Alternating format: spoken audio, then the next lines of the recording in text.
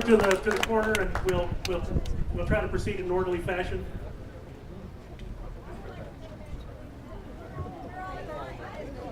Eric, apparently you have a line formed up behind you, so be cognizant of that. Okay. Yes, I'll be very quick. I've lived in Brazil for many years, so I lived under the nightmare of socialized medicine. So I am a very, very scared citizen.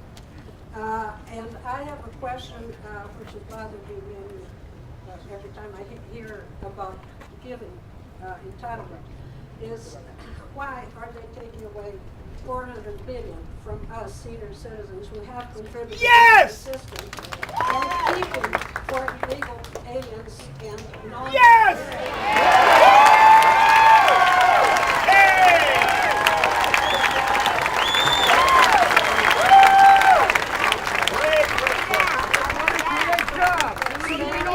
I just don't think that's fair. My mother is a Latina, so I have a little sign saying Latinos against health care.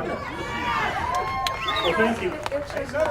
Thank you for the question, and you've identified what is an enormous problem, and something through all of the hearings that we've had that I've been telling folks up there that if we don't do something to address the problem that we have, then we have not fixed anything. We can put a label on it and say this is healthcare reform, but you've identified, in Texas at least, what would prevent that from being successful.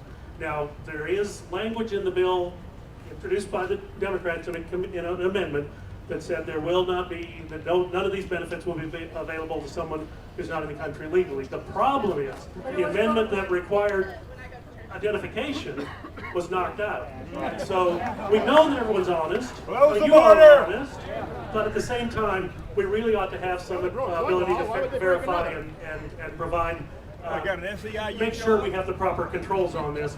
Otherwise, it becomes another big magnet that draws people into the country illegally, and we don't want that.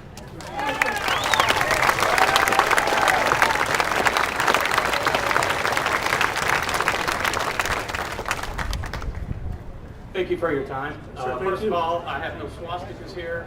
Yes! And you can tell the speaker that nobody else here has them either. But I am scared as well. I mean, I'm scared. And my biggest fear is this is going to get rammed down our throats with the Blue Dog Democrats. There's some that are on the bubble. There's a very small number of people that control whether this passes or not. And I understand they're probably in a, I'd like you to elaborate on this, or what kind of political box are they in? They're probably going to get crucified by their constituents over the next month. So they're going to hammer them. Obama is going to hammer them if they don't vote for him. So how do you think this is going to play out? Obama's only one vote! Getting rammed down our throats within the next month, 2 months, 3 months. Well, on the subject of the Blue Dogs, I mean, how strange was it to have us go home without passing a health care bill and say the Blue Dogs ate our homework? I mean, that is pretty strange. They did us an enormous favor by slowing this down. Now, at the end they came, the pressure was enormous. The pressure on not just the members, but on their staff. And in some ways I don't envy the position they're in, but if you can't take the heat, you stay out of the kitchen, which is what their icon, Harry Truman, said many, many years ago. They slowed it down to the point that your voices now make a difference in what this legislation looks like when it comes back in September. And I've said it before, my great hope is that perhaps both sides, perhaps Blue Dogs, Republicans, other Democrats can get together, ignore their leadership, and focus on some of the problems that really need to be fixed and get away from this societal changing event that most of us see in front of us. We know we got people who can't get in to be seen when they need to be seen. We know we got big problems with our workforce and the numbers, which another individual brought up. These are within our power to fix, but they don't require turning the entire system on its head in order to accomplish what needs to be done for that goal.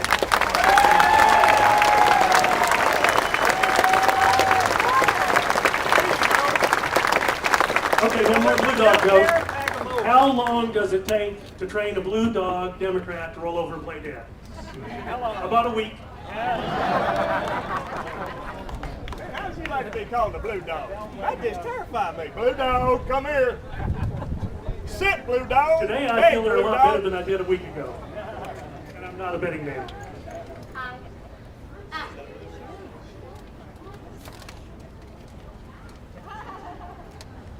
Hi, I was concerned about the information that we were given that we're to report people with fishy speech. And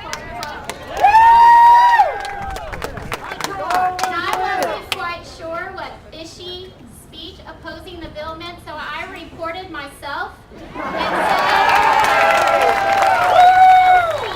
against the healthcare bill I was, and would just love it if everyone against it would report themselves to that website.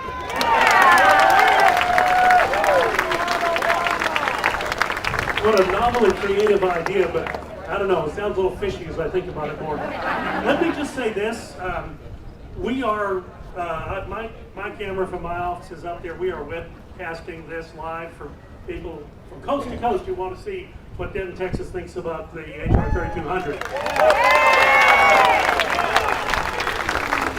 And it will be archived, and you will be able to go back and refer to it from time to time. Now, what I don't have control of, you see, I mean, there are cameras all over. I don't, who are you with? Channel 5 is here. Channel 4. So we have media here. We have other people. I mean, I'll just tell you from a point of personal safety that I've developed, always assume that the last thing you said will be on YouTube within 15 minutes. Because there are people here who are filming this event in order to make you look like an angry mob, quite frankly. And I know you're not an angry mob, and I know you're not an angry mob. But You're wrong. You don't necessarily know. So just a word of caution as you make your remarks. And there, with that as a cautionary tale, sir, please go ahead with your question. I'm Jason Jacoby from Louisville. First of all, I'd like to say thanks to the DeWitt's family and God bless. Thank you.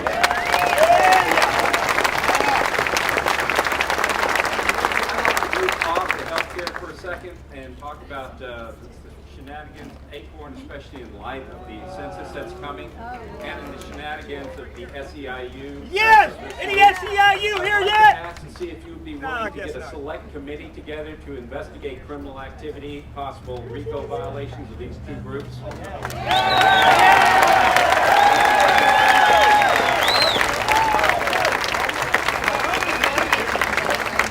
And the short answer is yes, the technical aspects of that are somewhat more difficult. I tried, the early part of this year, I actually tried to get a 9/11 type commission to investigate the financial meltdown of last fall, figuring if we don't know what caused it, then how do we prevent the next one?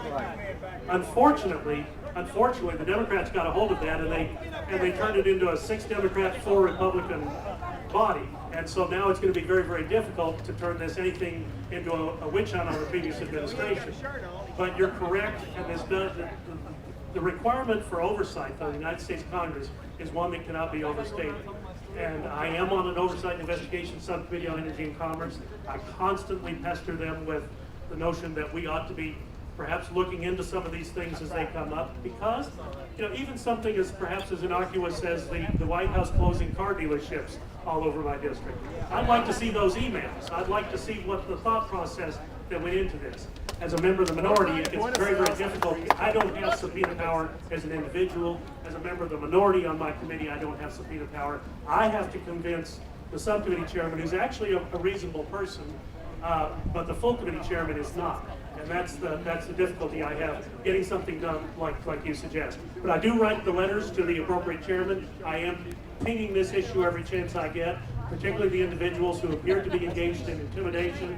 And the Department of Justice said, no, it looked like normal sidewalk behavior outside a polling place. That really needs to, that investigation needs to go forward. Petition help. Good point. Now, I will say that there are various petitions that go around at these town hall events. I am not circulating any petition on an official basis, so you sign or not under your own discretion. But an online petition and getting a group like NCPA or American Solutions to do that is perhaps a very good idea. That's one I'm going to explore. Thank you for the question.